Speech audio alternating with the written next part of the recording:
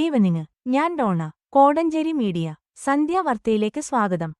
ആൽവിന്റെ മരണകാരണം തലയ്ക്ക് പിന്നിലേറ്റ ക്ഷതം, വാരിയെല്ലുകൾ പൊട്ടി, പോസ്റ്റ്മോർട്ടം റിപ്പോർട്ട്. കോഴിക്കോട് കാറുകളുടെ മത്സരയോട്ടം ചിത്രീകരിക്കുന്നതിനിടെ അപകടത്തിൽപ്പെട്ട് വടകര സ്വദേശി ആൽവിൻ 20 മരിച്ചത് ആന്തരിക ക്ഷതമേറ്റാണെന്ന് പോസ്റ്റ്മോർട്ടം റിപ്പോർട്ട്. പോസ്റ്റ്മോർട്ടം നടപടികൾ പൂർത്തിയായി. വാരിയെല്ലുകൾ പൊട്ടിയിട്ടുണ്ട്. കൂടാതെ ആന്തരിക രക്തസ്രാവം ഉണ്ടായിട്ടുണ്ട്. തലയ്ക്കു പിന്നിലേറ്റ ക്ഷതമാണ് മരണകാരണമെന്നാണ് റിപ്പോർട്ടിൽ പറയുന്നത്. വടകര കടമേരിയിലെ വീട്ടുവളപ്പിൽ വൈകിട്ടോടെ സംസ്കരിക്കും. കാറോടിച്ച് സാബിദിനെതിരെ മനഃപൂർവ്വമല്ലാത്ത നരഹത്യയ്ക്ക് കേസെടുത്തിട്ടുണ്ട്. അറസ്റ്റും രേഖപ്പെടുത്തി. റീൽസ് തയ്യാറാക്കാനായി കാറുകൾ അമിതവേഗത്തിൽ കുതിക്കുകയായിരുന്നു. രാവിലെ 7ഓടെയാണ് ആൽവിനും സംഘവും വെള്ളയിൽ സ്റ്റേഷന് മുൻവശത്തുള്ള റോഡിലെത്തിയത്. ആൽവിനെ സ്റ്റേഷന് മുൻപിൽ ഇറക്കിയ ശേഷം കാറുകൾ മുന്നോട്ടു പോയി തിരിഞ്ഞു വരികയായിരുന്നു. അപ്പോഴേക്കും ആൽവിൻ റോഡിന്റെ മധ്യത്തിൽ നിന്ന് ചിത്രീകരണം ആരംഭിച്ചു. അതിവേഗത്തിൽ കുതിച്ചുവരുന്ന കാറുകൾ കണ്ട് ആൽവിൻ പരിഭ്രാന്തനായി റോഡരികിലേക്ക് മാറിയെങ്കിലും കാറിടിച്ചു. ഉയരത്തിലേക്ക് തെറിച്ച ആൽവിൻ റോഡിൽ തലയടിച്ചു വീണു. നട്ടെല്ലിനും പരുക്കേറ്റു. കാറുകളിലുണ്ടായിരുന്നവർ ഉടൻ ആൽവിനെ എടുത്ത് കാറിൽ കയറ്റി കൊണ്ടുപോവുകയായിരുന്നു. അന്തസ്സ് പുരുഷന്മാർക്കുമുണ്ടെന്ന് ഹൈക്കോടതി. ബാലചന്ദ്രമേനോന് മുൻകൂർ ജാമ്യം. കൊച്ചി അന്തസ്സും അഭിമാനവും സ്ത്രീകൾക്കു മാത്രമല്ല പുരുഷന്മാർക്കുമുണ്ടെന്ന് ഹൈക്കോടതി.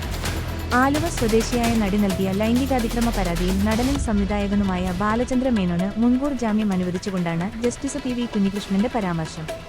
ബാലചന്ദ്രമേനോന് നേരത്തെ ഹൈക്കോടതി ഇടക്കാല മുൻകൂർ ജാമ്യം അനുവദിച്ചിരുന്നു. പരാതിക്കടിസ്ഥാനമായ സംഭവങ്ങളുണ്ടായത് 2007-ലാണെന്നും പരാതി സമർപ്പിച്ചത് 17 വർഷത്തിനു ശേഷമാണെന്നതും ചൂണ്ടിക്കാട്ടിയാണ് കോടതിയുടെ ഉത്തരവ്. ദേ ഇങ്ങോട്ട് നോക്കിയേ എന്ന സിനിമയുടെ ചിത്രീകരണത്തിനിടെ 2007 ജനുവരി 1-നും 21-നും ബാലചന്ദ്രമേനോൻ ലൈംഗികാതിക്രമം നടത്തിയെന്നായിരുന്നു പരാതി. തുടർന്ന് തിരുവനന്തപുരം കന്റോൺമെന്റ് പോലീസ് കേസെടുത്തു. ഇതിനെതിരെ ബാലചന്ദ്രമേനോൻ മുൻകൂർ ജാമ്യാപേക്ഷയുമായി ഹൈക്കോടതിയെ സമീപിക്കുകയും ജസ്റ്റിസ് CS ഡേസിന്റെ ബെഞ്ച് ഇടക്കാല മുൻകൂർ ജാമ്യം അനുവദിക്കുകയും ചെയ്തു. നടൻ സിദ്ദിഖുമായി ബന്ധപ്പെട്ട കേസിൽ പരാതി നൽകുന്നതിലെ കാലതാമസം ചൂണ്ടിക്കാട്ടി മുൻകൂർ ജാമ്യം അനുവദിച്ച സുപ്രീം കോടതി ഉത്തരവ് മുൻനിർത്തിയായിരുന്നു ഇത്. ഹേമ കമ്മിറ്റി റിപ്പോർട്ട് പുറത്തുവന്നതിനു പിന്നാലെ നടന്മാരായ മുകേഷ്, ജയസൂര്യ, ഇടവേള ബാബു എന്നിവർക്കെതിരെയും നടി പരാതി നൽകിയിരുന്നു. എന്നാൽ നടിയുടെ ആരോപണം വാസ്തവവിരുദ്ധമാണെന്നായിരുന്നു ബാലചന്ദ്രമേനോന്റെ പ്രതികരണം. 2024 സെപ്റ്റംബർ 13-ന് തന്നെയും ഭാര്യയെയും നടിയുടെ അഭിഭാഷകൻ എന്ന് പരിചയപ്പെടുത്തിയ വ്യക്തി പലതവണ ഫോണിൽ വിളിച്ച് പരാതി നൽകുമെന്ന് ഭീഷണിപ്പെടുത്തി. പണം തട്ടാനുള്ള ശ്രമമാണെന്ന് മനസ്സിലായി. ചിത്രത്തിലെ നടിക്ക് വളരെ ചെറിയ റോൾ മാത്രമേ ഉണ്ടായിരുന്നുള്ളൂ. അവസാന എഡിറ്റിംഗിൽ ചിത്രത്തിന്റെ നിർമ്മാതാവ് ഈ രംഗങ്ങളും നീക്കിയെന്നും ബാലചന്ദ്രമേനോൻ പറഞ്ഞിരുന്നു. ഇതിനു പിന്നാലെ നടിക്കെതിരെ പരാതിയും നൽകിയിരുന്നു. തദ്ദേശ ഉപതിരഞ്ഞെടുപ്പ് UDF 17, LDF 11, BJP 3 പഞ്ചായത്തുകൾ പിടിച്ചെടുത്ത് UDF. തിരുവനന്തപുരം സംസ്ഥാനത്തെ 31 തദ്ദേശ സ്വയംഭരണ വാർഡുകളിലേക്ക് നടന്ന ഉപതിരഞ്ഞെടുപ്പിൽ UDFന് വൻനേട്ടം. 3 പഞ്ചായത്തുകളിൽ UDF ഭരണം പിടിച്ചു. തൃശൂർ നാട്ടിക, ഇടുക്കി കരിമണ്ണൂർ, പാലക്കാട് തച്ചമ്പാറ പഞ്ചായത്തുകളാണ് LDFിൽ നിന്ന് UDF പിടിച്ചെടുത്തത്. 31 സീറ്റുകളിൽ 17 സീറ്റുകളിൽ UDF വിജയിച്ചു. LDF 11 സീറ്റുകളിലും BJP 3 സീറ്റുകളിലും വിജയിച്ചു. LDF 15, UDF 13, BJP 3 എന്നിങ്ങനെയായിരുന്നു തിരഞ്ഞെടുപ്പിനുള്ള മുൻപുള്ള സ്ഥിതി. ഉപതിരഞ്ഞെടുപ്പിൽ 61.87% പോളിംഗാണ് രേഖപ്പെടുത്തിയത്. മലപ്പുറം ജില്ലാ പഞ്ചായത്തിലെ തൃക്കലങ്ങോട് വാർഡ് ഉൾപ്പെടെ 11 ജില്ലകളിലായി 4 ബ്ലോക്ക് പഞ്ചായത്തുകൾ, 3 മുനിസിപ്പാലിറ്റി വാർഡുകൾ, 23 ഗ്രാമപഞ്ചായത്ത് വാർഡുകൾ എന്നിവയിലാണ് ഉപതിരഞ്ഞെടുപ്പ് നടന്നത്. ആകെ 102 സ്ഥാനാർത്ഥികൾ ജനവിധി തേടി. ഷേവ് ചെയ്തത് എന്റെ സ്വകാര്യത. BP ലോ ആയപ്പോൾ ഉപ്പിട്ട് നാരങ്ങാവെള്ളം. 12 വർഷത്തിനു ശേഷം സതീശന്റെ ശബരിമല കയറ്റം. കോട്ടയം ശബരിമല കയറാൻ വ്രതം നോക്കുന്നത് സ്വകാര്യതയാണെന്ന് പ്രതിപക്ഷ നേതാവ് VD സതീശൻ. ക്ലീൻ ഷേവ് ചെയ്ത് മല ചവിട്ടിയെന്ന സൈബർ ആക്രമണത്തിനാണ് സതീശന്റെ മറുപടി. ഞാൻ പ്രതിപക്ഷ നേതാവാണെങ്കിലും എനിക്ക് എന്റേതായ സ്വകാര്യതയുണ്ട്. ഭക്തിയും വിശ്വാസവും എന്റെ സ്വകാര്യതയാണ്. അത് ആരും ചോദ്യം ചെയ്യേണ്ട കാര്യമില്ല. എല്ലാവരും താടി വളർത്തിയല്ലല്ലോ മല കയറുന്നത്, സതീശൻ പറഞ്ഞു. 26ാമത്തെ തവണയാണ് സതീശൻ മല ചവിട്ടുന്നത്. BP കുറഞ്ഞെങ്കിലും നാരങ്ങ വെള്ളം കുടിച്ചതോടെ 1.5 മണിക്കൂറിൽ ശബരിമല കയറി. ഇനി ഇടവേളകളില്ലാതെ മല കയറണമെന്നാണ് ആഗ്രഹമെന്നും സതീശൻ പറഞ്ഞു. ജന്മാവകാശ പൗരത്വം നിർത്തലാക്കുമെന്ന് ട്രംപ്. US-ലെ ഇന്ത്യക്കാരെ ബാധിക്കുമോ? വാഷിംഗ്ടൺ. അധികാരത്തിലേറിയാൽ ഉടൻ ജന്മാവകാശ പൗരത്വം നിർത്തലാക്കുമെന്ന് നിയുക്ത US പ്രസിഡന്റ് ഡൊണാൾഡ് ട്രംപ്. കുടിയേറ്റം നിയന്ത്രണ വിധേയമാക്കുമെന്ന് തിരഞ്ഞെടുപ്പ് വാഗ്ദാനം നിറവേറ്റുന്നതിന്റെ ഭാഗമായാണ് ഇത്. നിലവിൽ US-ൽ ജനിക്കുന്ന കുഞ്ഞുങ്ങൾക്ക് US പൗരത്വം ലഭിക്കും. ഇതാണ് ജന്മാവകാശ പൗരത്വം. വർഷങ്ങളായി നിലവിലുള്ള ഈ നിയമപ്രകാരം നിയമവിരുദ്ധമായി രാജ്യത്ത് താമസിക്കുന്നവർക്കും താൽക്കാലിക വീസകളിൽ, ടൂറിസ്റ്റ് വീസ, സ്റ്റുഡന്റ് വീസ, US-ൽ താമസിക്കുന്നവർക്കും US-ൽ വെച്ച് ജനിക്കുന്ന കുട്ടികൾക്കു പൗരത്വം ലഭിച്ചിരുന്നു. ഈ നിയമം ദുരുപയോഗം ചെയ്യപ്പെടുന്നതായി ട്രംപും അനുകൂലികളും പലപ്പോഴും വിമർശനമുന്നയിച്ചിട്ടുണ്ട്. US പൗരത്വം നേടുന്നതിന് കർശന മാനദണ്ഡങ്ങൾ വേണമെന്നും ഇവർ ആവശ്യപ്പെട്ടിരുന്നു.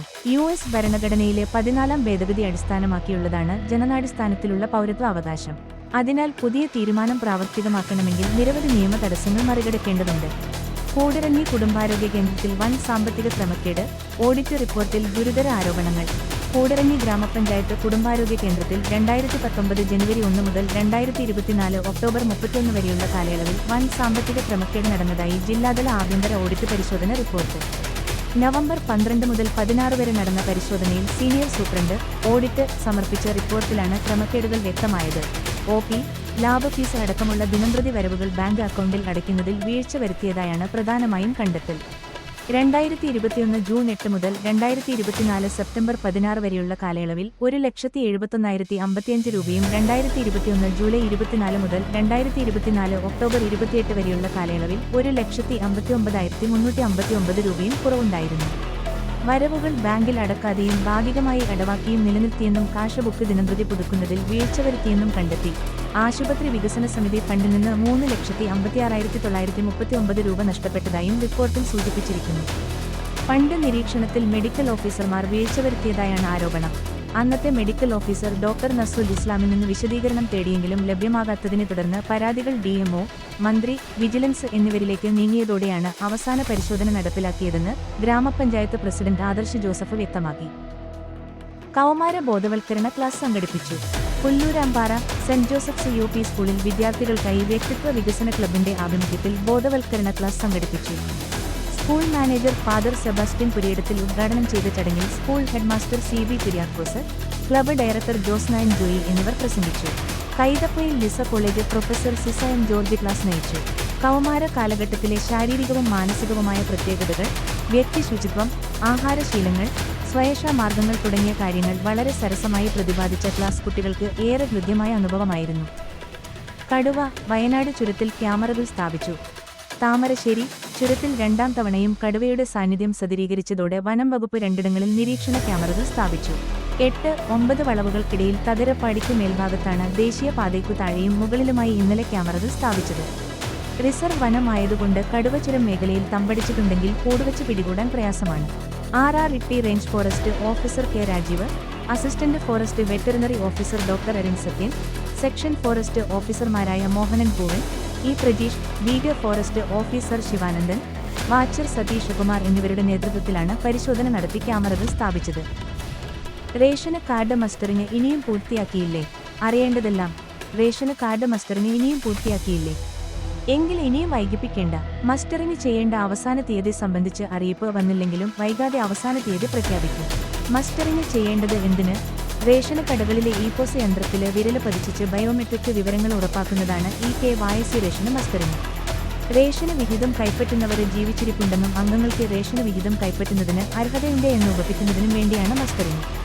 നീല, വെള്ള റേഷന് കാർഡ് അംഗങ്ങൾ റേഷൻ കാർഡ് മസ്റ്ററിംഗിൽ പങ്കെടുക്കേണ്ടതില്ല.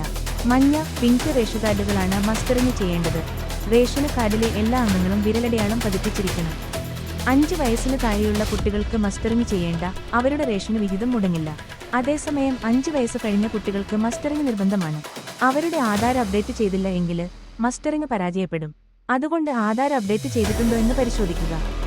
വിദേശത്ത് ജോലി ചെയ്യുന്നവരോ നാട്ടിലില്ലാത്തവരോ ആയ എല്ലാവരും മസ്റ്ററിംഗ് ചെയ്യണം. അതിന് കഴിയാത്ത സാഹചര്യമാണെങ്കിൽ റേഷൻ കാർഡിൽ അവരുടെ പേരിന് നേരെ NRK എന്ന് രേഖപ്പെടുത്തണം. തുടർന്ന് അവരുടെ റേഷന് താൽക്കാലികമായി നിർത്തും. പിന്നീട് നാട്ടിൽ വന്ന് സെറ്റിലാകുമ്പോൾ NRK ഒഴിവാക്കി റേഷൻ വിഹിതം വാങ്ങാം. മസ്റ്ററിംഗ് നടത്തിയോ എന്ന് ഓൺലൈൻ വഴി പരിശോധിക്കാം. ഇതിനായി epos.kerala.gov.in/src_trans_in.jsp വെബ്സൈറ്റിൽ കയറി റേഷന് കാർഡ് നമ്പർ അടിച്ചു കൊടുക്കുക. തുടർന്ന് സബ്മിറ്റ് ചെയ്താൽ റേഷന് കാർഡിൽ ഉൾപ്പെട്ട അംഗങ്ങളുടെ പേര് വിവരം ലഭിക്കും. ഓരോ അംഗത്തിന്റെയും പേരിന് നേരെ വലതുഭാഗത്ത് അവസാനമായി EKYC സ്റ്റേറ്റസ് കാണാം. അതിൽ ഡൺ എന്നാണ് കാണുന്നത് എങ്കിൽ അവരെ മസ്റ്ററിംഗ് നടത്തിയിട്ടുണ്ട് എന്നിട്ടും, എന്നാൽ നോട്ട് ഡൺ എന്നാണെങ്കിൽ ഇല്ല എന്നിട്ടും. അവരാണ് റേഷന് കടകളിൽ പോയി മസ്റ്ററിംഗ് നടത്തേണ്ടത്. ഇന്ത്യയിൽ എവിടെ വെച്ചും മസ്റ്ററിംഗ് ചെയ്യാം. ഒരു കുടുംബത്തിലെ എല്ലാവരും ഒരേ സമയമെത്തി മസ്റ്ററിംഗ് നടത്തേണ്ടതില്ല. മസ്റ്ററിംഗിന് വരുമ്പോൾ റേഷന് കാർഡ്, ആധാർ കാർഡ് എന്നിവ കൊണ്ടുവരണം. വാർത്തകൾ കഴിഞ്ഞു. നമസ്കാരം. വാർത്തകളും പരസ്യങ്ങളും അറിയിക്കുവാൻ വേണ്ടി കോടഞ്ചേരി മീഡിയ അഡ്മിന്മാരെ ബന്ധപ്പെടാവുന്നതാണ്.